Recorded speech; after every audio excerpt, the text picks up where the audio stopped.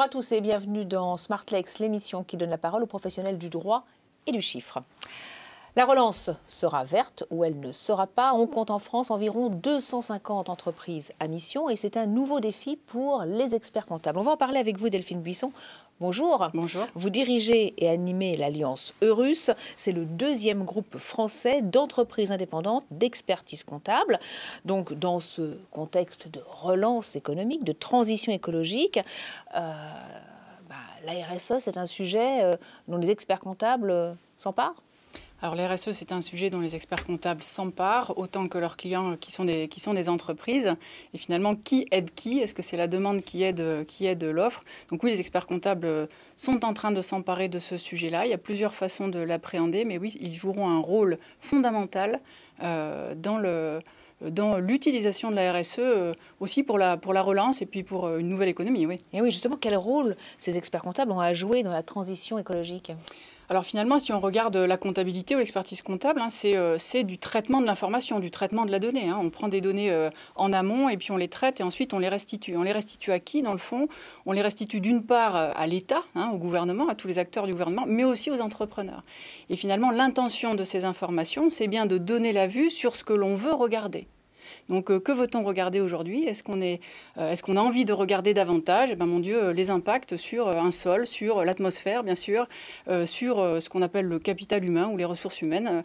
Qu'est-ce qu'on a envie d'observer aujourd'hui? Alors, ça nécessite quand même un accompagnement des entreprises. Comment est-ce que vous les accompagnez?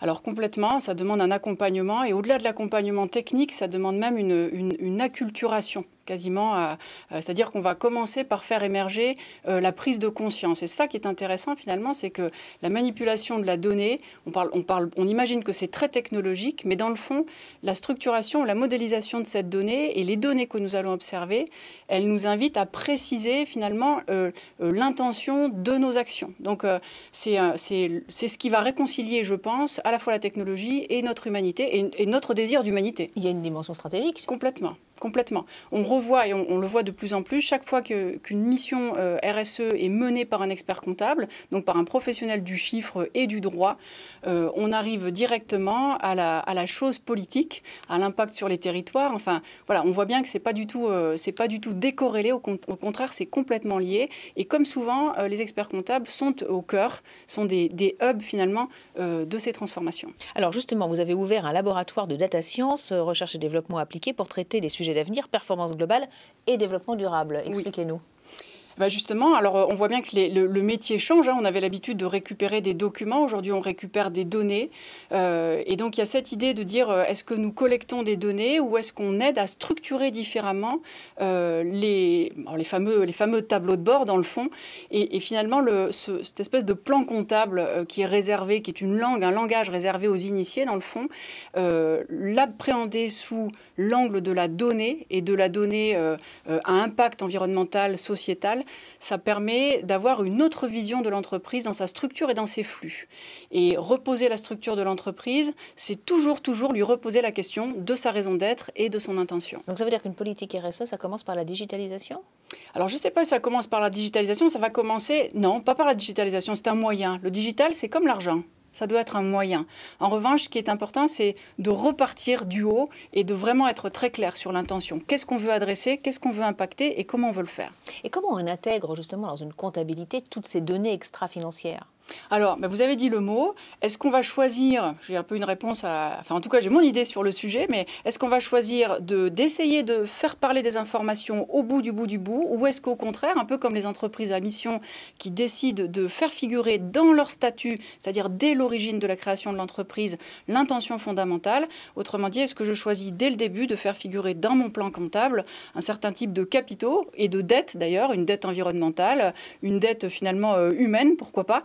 Qu'est-ce qu'on choisit de faire figurer dès le début, en amont de l'analyse de données? Alors, qu'est-ce que ça peut être comme données, ces données extra-financières? Des données sur le sol, comment mon activité va impacter les sols, est-ce que ça les appauvrit, est-ce que ça les enrichit, qu'est-ce que je vais finalement récupérer de la nature, prendre sans payer à la nature, et comment je le fais figurer comme une dette sur mon bilan, de la même façon sur le capital humain, de la même façon sur le capital atmosphère, est-ce que je pollue ou pas, et finalement le fait de faire figurer ce type de dette au bilan directement, fondement, ça évite aussi tout l'extra-financier qu'on peut, un peu comme le marketing, maquiller d'une certaine façon, poser une intention à une structure dès le début. C'est vraiment ça l'idée. Alors, le Covid a un peu changé les esprits, hein. On parle de plus en plus de RSE, mais est-ce que vous voyez là que les entrepreneurs et leurs clients sont réceptifs? Oui, très réceptifs, ils sont demandeurs. J'ai envie de dire, avant, c'était un sujet presque réservé aux initiés ou aux idéologues d'une certaine façon. Je crois que cette période-là a mis tout le monde d'accord à la fois sur l'urgence et sur il n'y a pas de sujet, il faut y aller. Et finalement, c'est la demande qui va tracter l'offre, absolument. Donc vraiment un changement de mentalité. Un vrai changement de mentalité. Que vous constatez. Absolument. Et une demande, oui. De tout type d'entreprise d'ailleurs, hein, des petites, des moyennes, des ETI, bien sûr. Voilà. Et le légal tire, mais l'entrepreneurial tire aussi. La demande, elle est vraiment elle est existante aujourd'hui, elle émerge. Il n'y a pas de frein financier à mettre en place ce genre de politique dans l'entreprise, d'intégrer des données extra-financières? Le seul frein, ce serait presque un frein intellectuel, parce qu'on ne peut pas mettre en place ce genre de politique en raisonnant simplement en termes de coûts nets ou de marge nette. C'est tous les modèles qui sont à reposer à nouveau dans leur intention et dans leur structure. Donc la finance, encore une fois, c'est un moyen. Et ça doit rester un moyen et pas une fin en soi. Et en quoi ces politiques RSE peuvent aider à la relance économique? Je vais vous donner un exemple tout simple. Hein. Aujourd'hui, on s'en va quand même vers une crise des ressources humaines majeure. Hein. Personne n'arrive à recruter. C'est très compliqué aujourd'hui de mobiliser les équipes, de les engager véritablement. Et on peut comprendre pourquoi. Elles ont envie de s'engager pour et à travers. Le terreau de l'entreprise, c'est vraiment un jardin magnifique, hein, justement, pour contribuer à changer, changer tout, hein, à changer le monde. Et finalement, rien que pour pouvoir être attractif et travailler avec des équipes qui donne envie, on a besoin d'aller sur des sujets comme ça, bien sûr. Merci beaucoup Delphine Musson. Je vous en prie, avec plaisir. Sur le plateau de l'émission. Au revoir. Tout de suite, on poursuit avec une nouvelle interview.